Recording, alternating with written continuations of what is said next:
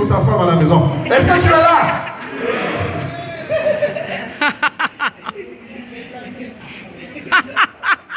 L'homme, on l'a placé pour cultiver et garder. Et lorsque la Bible dit que celui qui a trouvé une femme, Maman Yacinthe, a trouvé le bonheur, il l'a trouvé à l'état brut. Ce n'est pas un produit fini. Ah, ça. Ce n'est pas une femme parfaite. Ah, oui. Tu l'as trouvé à l'état brut.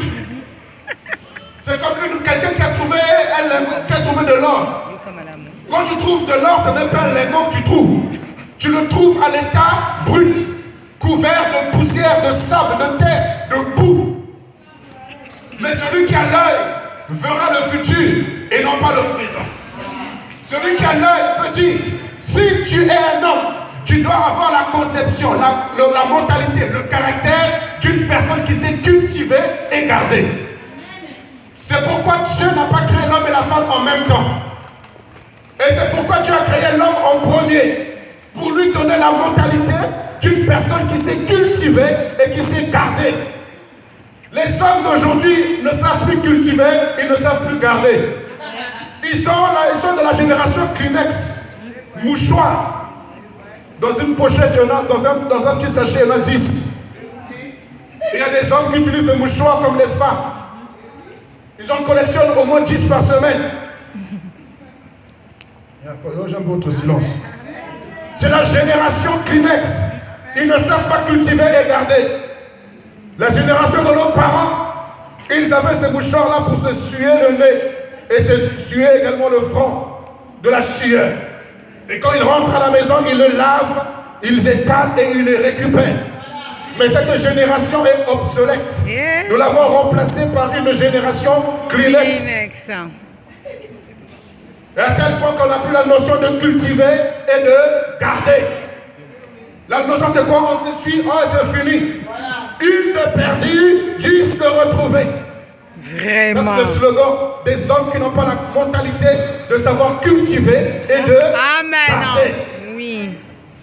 Quand la Bible dit que celui qui a trouvé une femme a trouvé le bonheur, ce bonheur n'est pas à l'état fini. C'est un bonheur à l'état brut. Et c'est à toi, avec la mentalité de cultiver et de garder, de donner la forme qu'il faut à ce bonheur-là. Amen. La femme parfaite n'existe pas. Ah, ça, c'est si. Elle existe dans ta tête. Et si elle existe dans ta tête, tu es capable, parce que tu as la mentalité de cultiver et de garder, de donner la forme parfaite à la femme que tu as trouvée. Oh, vous n'avez pas compris. Si. Je suis en train de dire que la femme parfaite n'existe pas. Mais elle existe dans ta tête. Homme, pas femme. Dictature.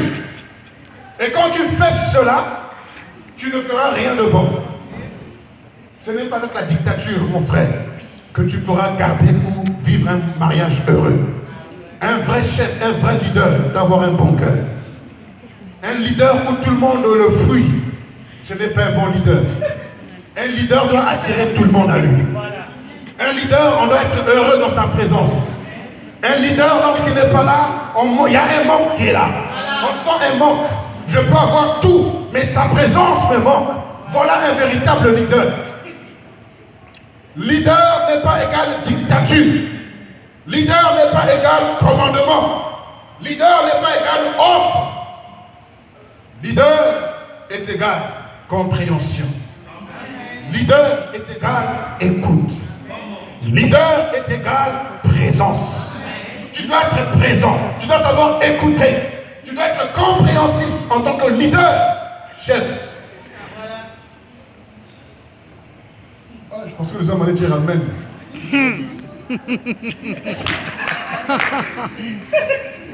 Dieu a commencé par l'homme. Je suis étonné, je suis surpris de voir combien de conférences se font pour les femmes. La femme que Dieu peut utiliser. La femme serviable. La femme ceci, la femme cela. Mais on ne voit jamais des séminaires sur les hommes. Jamais. Or, le point principal, la base du couple, c'est l'homme. Ah, les femmes sont d'accord, non? Oui. base du couple, ce n'est pas la femme, d'abord c'est l'homme. C'est pourquoi Dieu, dans sa sagesse, a commencé par former l'homme et l'a placé. Il l'a placé là. Et quand Dieu le place, il lui donne un travail de cultiver et de garder. Il a un travail. L'homme, homme, collègue, nous avons un travail. C'est de cultiver et de garder notre jardin d'Éden, qui est d'abord notre femme. Ensuite, les enfants qui viennent par la suite. C'est le plus grand travail. Si tu es un homme, tu es au chômage. Sache qu'au niveau du cultiver et de garder, tu n'es pas au chômage. Tu as un travail à faire. Laisse un peu tes tiercés, laisse un peu le loto sportif, laisse un peu le loto national. Tu ruines toute la famille à cause de ces jeux-là. Parce que tu as un rêve. Ton rêve à toi, c'est de construire au pays. Et pensons qu'avec le jeu... pourquoi je parle de ça, moi? On est venu à un mariage, non? Amen. Vous êtes là cet après-midi? Oui. Pensons que le jeu te rendra riche. Mais ce n'est pas ça l'objectif. Dieu t'a donné un travail de cultiver et de garder le jardin dans lequel il t'a placé. Ce n'est pas à l'état final. Il y a des erreurs et des fautes. C'est alors que tu auras le bonheur dont la Bible parle. Celui qui a trouvé une femme trouve le bonheur à l'état brut. Et par la mentalité de cultiver, de garder, je donne la forme qu'il faut. Comment réussir son mariage? Il faut premièrement que l'homme ait la mentalité de cultiver et de garder. Un homme qui sait cultiver et garder, c'est un homme qui sait supporter les caprices de sa femme. Parce que les femmes sont des êtres spéciaux. Les femmes ont beaucoup de chichis et de caprices. Ah ouais. La femme dont la Bible nous dit qu'elle est faible déjà de nature. Donc si l'homme n'a pas le caractère de cultiver et de garder, il ne fera pas l'offre dans le mariage. Pour réussir dans son mariage, il faut que l'homme ait la mentalité de cultiver et de garder. Parce qu'on en a besoin, homme. La femme a trop de chichi, trop de caprice. S'il y a une chose qui détruit le couple, c'est bien le caractère. Oui, oui. Le caractère. Je parle pour l'instant de l'homme pour l'instant, je parle d'abord de l'homme. Après on arrivera à la femme. Donc femme, professeur pour dire des On va amen. déguster. Pour réussir dans son mariage, il faut que l'homme ait la mentalité de cultiver et de garder. Cultive et garde. Sache encaisser les fautes, les erreurs, les faiblesses de ta femme. Sache pardonner les fautes, les erreurs de ta femme. Sache cultiver celle que Dieu t'a donnée. Si tu es sûr que c'est Dieu qui te l'a donnée, cultive et garde.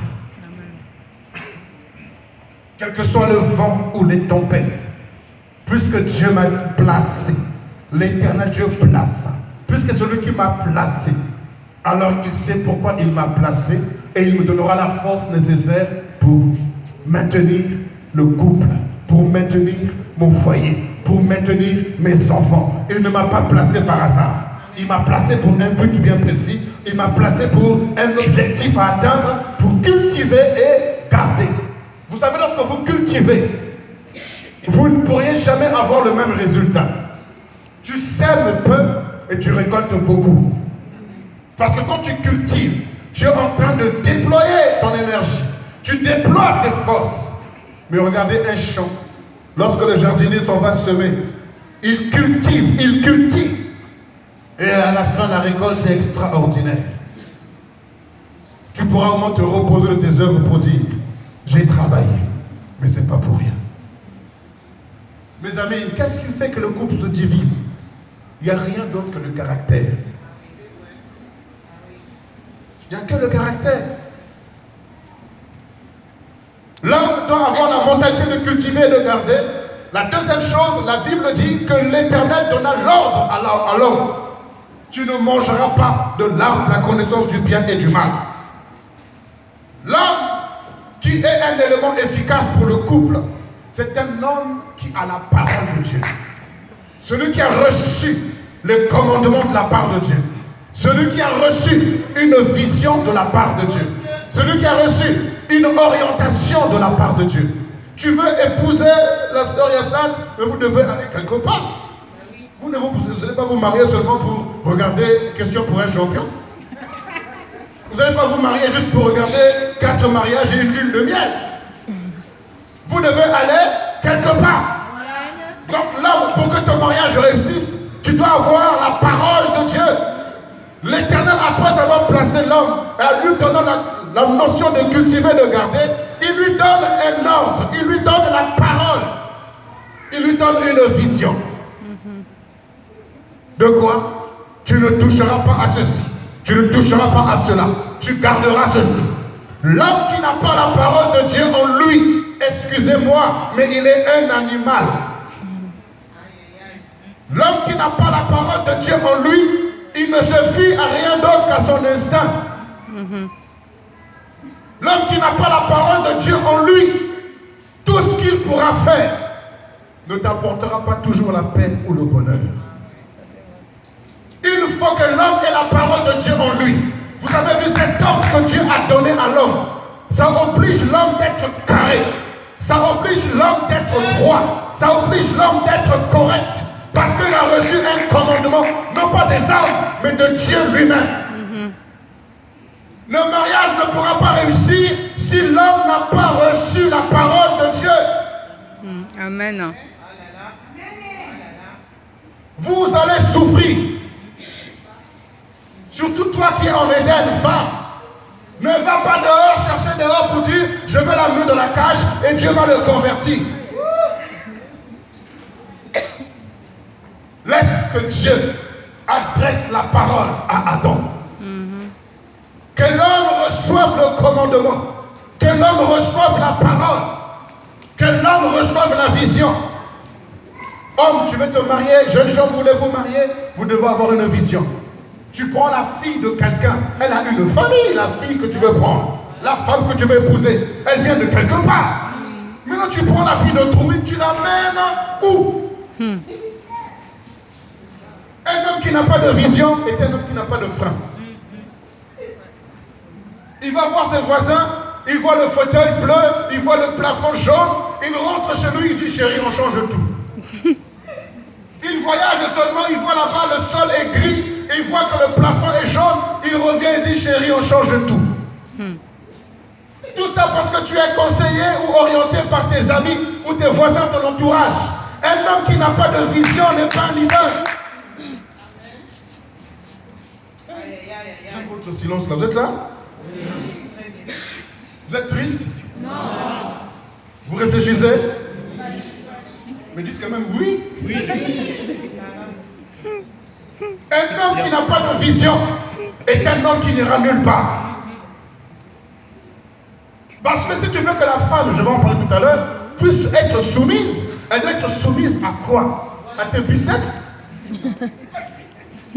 La femme doit se soumettre à quoi? À ta grosse foi? La femme doit se soumettre à quoi? Elle doit se soumettre à une vision. Et toi-même, tu dois te soumettre à cette vision. Mais si tu n'as pas de vision, homme, où est-ce que tu amènes la fille d'autrui? Si tu n'as pas la parole de Dieu, homme, qu'est-ce que tu vas dire à cette femme? Qu'est-ce que tu diras à tes enfants? La base de la société, c'est... La base de la société, c'est... La famille. Mais en vérité, ce n'est pas la famille. La base de la société, c'est le couple. Pourquoi le couple? Parce qu'en Éden, on n'a pas vu les enfants dedans, on n'a pas vu les bébés. On a vu Adam et Ève. Oui, mais ça a donné des bébés. De la société. Si le couple échoue, vos enfants vont échouer automatiquement. Si le fondement est renversé, comment voulez-vous mettre des briques dessus? La base de la société, c'est le couple. Et dans le couple, la base du couple, c'est l'homme. Alors si l'homme n'a pas la notion de cultiver et de garder, si l'homme n'a pas de vision, si l'homme n'a pas la parole de Dieu, qu'est-ce qu'il va transmettre à la femme et aux enfants et à la société? Il faut que l'homme que tu dois avoir, il doit avoir la notion de cultiver et de garder. Parce que si cet homme qui le choisit, ne sois pas étonné qu'il te prenne comme un Kleenex. Et deuxième chose, il faut que l'homme puisse avoir la parole de Dieu. S'il n'a pas la parole, laisse-le. Il est encore à l'état de Tarzan. Il est encore dans la jungle, il faut le laisser. Parce que si tu épouses Tarzan, ne sois pas surpris qu'il te ramène des bananes tous les jours à la maison. Prêche. Tu as épousé Tarzan, tu ne mangeras pas autre chose que des bananes. Mais quand tu l'épouses, un homme qui a reçu la parole de Dieu, c'est trop fort. Il aura la vision de la parole. Il sait où il va. Quand le vent souffle à gauche, il souffle à droite, il sait où il va. Un bon capitaine de navire, le type qui faisait le navire de premier. Amen. C'est ce que je fais, ma fille. C'est ce que je fais. Ce sera pas pareil. Je vais te Mes soeurs, mes amis, mes collègues, mes confrères, ou mes sages frères. Vous n'êtes pas des confrères, vous êtes des sages frères. S'il vous plaît, rectifions le tir. Oui. Si vraiment nous aimons la femme qui est dans notre maison, réexaminons-nous. Est-ce qu'on a la notion de cultiver et de garder? Deuxième chose, est-ce que nous avons le commandement de l'Éternel? Le commandement de l'Éternel nous impose une façon de vivre, une façon de faire. À cause du temps, je dois avancer. Oui. Parce que je vous sens triste, vous êtes fâchés avec moi. Ah non! Au verset 18, il dit, l'Éternel Dieu dit, il n'est pas bon que l'homme soit seul. Je lui ferai une aide semblable à lui. Ça va être notre tour. L'objectif pour lequel la femme a été créée, c'est pour être une aide. Jésus.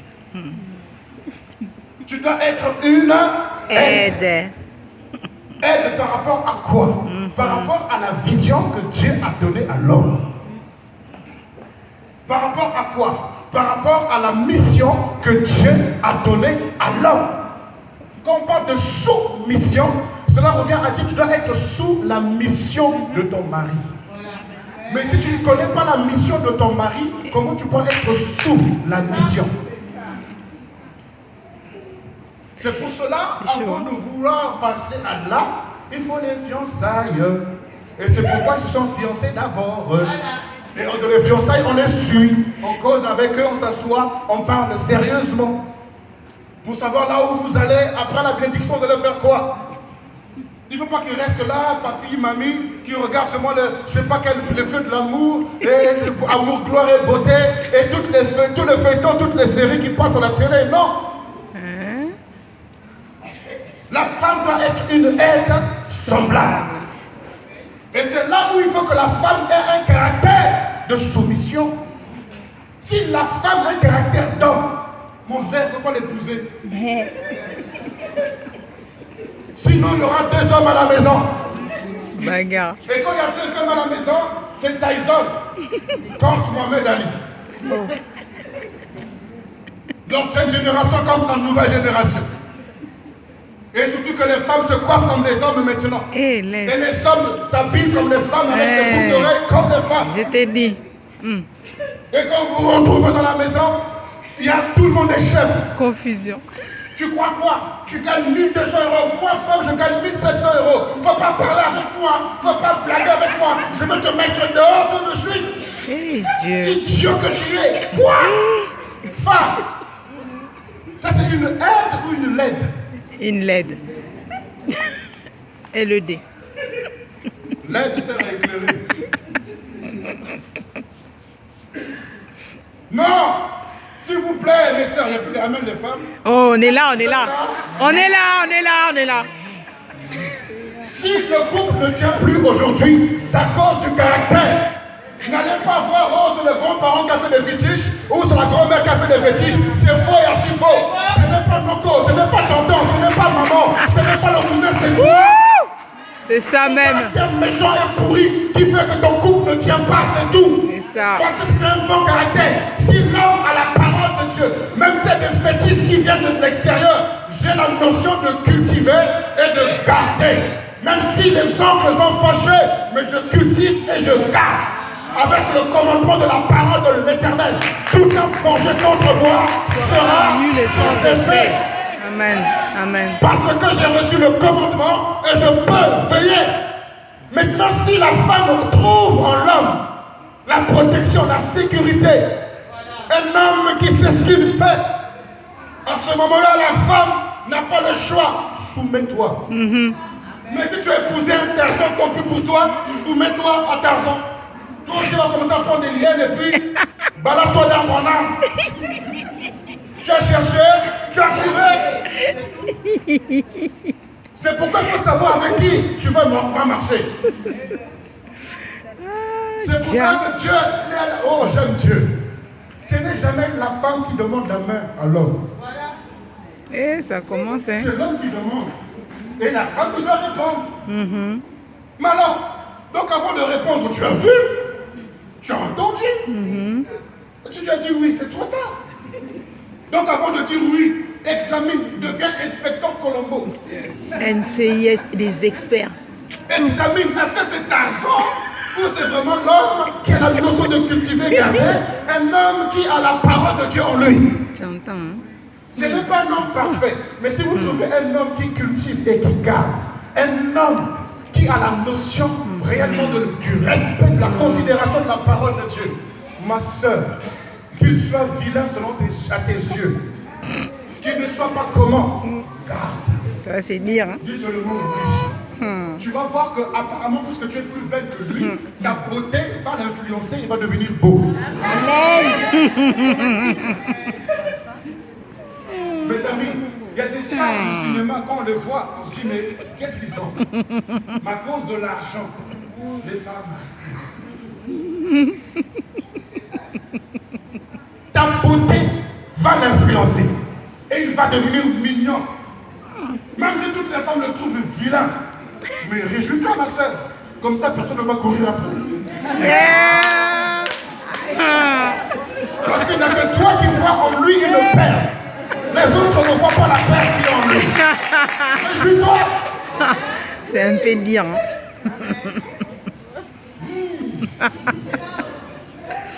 Oh my God. Est-ce que vous êtes là, frères et sœurs? On est là. Nous sommes en train de parler du mariage, non? Ah oui. Pourquoi il y a tant de divorces? Le matin, les gens sont mariés. Vive les mariés, vive les mariés. Mais quand on va au jugement là-bas au tribunal, il y a un silence total. Le matin, c'est le mariage, le soir, le divorce, pas de juge. Tout ça pourquoi? Parce que les caractères sont mauvais, sont méchants, sont horribles, sont égoïstes. Il ne faut pas l'épouser pour toi. Et tu ne dois pas l'aimer pour toi, tu dois l'aimer pour elle. Tu ne dois pas l'aimer pour toi, tu dois l'aimer pour lui. Christ a tant aimé l'Église. Il s'est donné lui-même pour elle. Le mariage n'est pas un d'égoïsme. Le mariage est un de partage. La preuve en est dans l'intimité. Vous comprenez ce que je veux dire? Ce qui est à toi est à lui. Et ce qui est à lui est à toi. Vous comprenez, non? Cela revient à dire, si ton intimité, tu arrives à lui donner, c'est qu'automatiquement, tu ne dois pas l'aimer pour toi. C'est de l'égoïsme. Tu dois l'aimer pour lui. Tu dois l'aimer pour elle. Qu'est-ce que je veux dire par là? Ton souci, c'est que qu'est-ce que je peux apporter à ma chérie? Non pas qu'est-ce qu'elle peut m'apporter. Il va pas te dire, oh enfin, maintenant je vais mettre moi aussi mes pantoufles et mettre mes pieds sur la table basse et dire, chérie, je veux du café, chérie, je veux du thé, chérie, je veux la semoule, chérie, je veux le foufou, chérie, je veux les pâtes.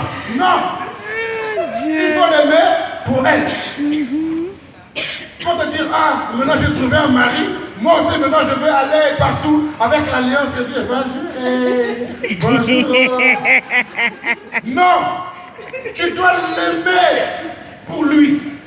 Ça, je sais. Oh my J'ai God. vu ça dans les fiançailles. Je l'ai vu. Donc ça, là, je ne m'inquiète même pas. Je veux votre amour réciproque. Il était bancal. Tu l'as servi de béquille. Maintenant, toi, tu étais bancal. Toi aussi, tu l'as servi de béquille. Amen. Quelle complémentarité. Amen, amen, amen.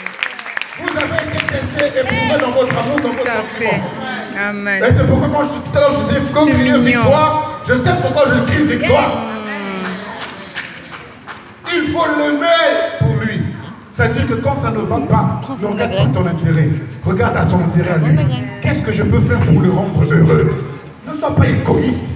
Il ne m'appelle pas, m'envoie pas de petits messages, pas de fleurs, pas de ceci, pas de cela. Je suis malheureuse, je suis malheureuse. Mais toi, tu fais quoi pour lui? Tu fais quoi? Est-ce que tu as déjà fait un jour, après avoir reçu ton salaire, tu dis chérie, aujourd'hui je ne vais pas manger à la maison, on va aller manger dehors. Va, amène-le au restaurant, n'attends pas. Depuis qu'on est mariés, il ne m'a jamais amené au restaurant. Amène-le. Pourquoi ta femme est toujours dans l'attente? Nous, hein? Fais-le, Vraiment. Qui a dit que tu étais handicapé? Fais-le. Tu n'as pas, oh, moi j'ai pas de permis, c'est qu'il y a de permis. Même ce jour-là, dis chérie, ne conduis pas. Je vais appeler Uber. Vraiment, hein? Oui, les soeurs, on est là. On est là. On est là. Quand dis chérie, ne conduis pas. On va appeler Uber. Piquir. Vous mettez vos smoking, vos belles tenues de soirée. Ouais. Allez manger tête à tête. Limousine. Amen. La femme est trop pas dans l'attente. Et quand elle n'a pas ce qu'elle a, il suffit qu'un jardinier arrive et fait. Voilà. C'est ça le problème. C'est ça. Parce que le jardinier a fait. Prêche. Ma soeur, si tu ne veux pas non plus qu'il puisse aussi partir. C'est ça. N'attends pas seulement de recevoir. C'est méchant. C'est cruel. Ah, C'est nous, hein? égoïste. Il faut donner. Amen. Femme, aidez-moi à dire Amen quand même. Amen. Parce que vous savez ce que je dis. Yeah. Vous êtes trop dans l'attente. Vous êtes trop dans l'attente. C'est ça qui fait que les couples échouent. C'est vrai. Femme, tu es trop dans l'attente. N'attends plus, agis. Amen, amen. Oh, mon mari, là, c'est un mouton. Yeah. Si c'est un mouton, c'est pas grave. Arrête comme ça. Puisque tu as dit oui. C'est le mouton qui t'a demandé la main. C'est pas toi qui as demandé la patte du mouton. C'est toi. Tu as dit oui. Tu l'as bien vu, tu as dit oui. Alors accepte. Dieu. Femme, ne soyez pas toujours dans l'attente. Vous allez attendre longtemps. C'est vrai. Faites-le, faites-le. Nous aussi, les hommes, on en a besoin aussi. Mais oui, Il y a pas oui. plus bébé que homme. Ah, ça, oui. Même barbu, blanche. Cheveux blancs. Bébé. C'est le seul être qui tète depuis l'enfance jusqu'à son coucher. Vraiment. Amen. Le mari, l'homme tète toujours. Jusqu'à ce que. Jusqu'à ce que la mort ne les sépare. Donc souvent l'homme aussi a besoin d'être un peu cajolé. Réserve un hôtel quelque part un week-end. Oh my God. Dis chérie, on va sortir. Yes. Ne soyez pas toujours dans l'attente. Oui. Faites aussi, quand vous le faites, ça va réveiller quelque chose dans votre mouton apparemment.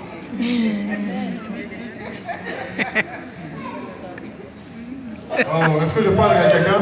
Oui. Je suis en train de parler de la Bible, hein. Je parle de la Bible. Tout à fait, tout à fait. L'aide semblable, une aide Semblable. Une aide. Femmes, aidez vos maris à devenir meilleurs. Aidez vos maris à cultiver et garder. Aidez vos maris, femmes, à être des hommes et des hommes qui reçoivent la parole de Dieu. Amen, amen. N'aime pas ton mari pour toi-même. Aime-le. Parce que quand tu l'aimes pour toi, c'est quoi? Tu vas exiger beaucoup de lui. C'est égoïste, hein? Tu seras trop exigeant. il va être ton grand-père, il va être ton père, il va être ton oncle, il va être ton frère, petit d'abord et grand frère en même temps, il va être ton ami, c'est trop. C'est trop. Et quand tu n'as pas tout ça, tu ouvres tes regards à l'extérieur.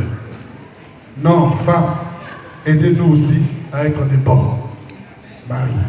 Amen. Amen. À cause du temps, je dois m'arrêter là.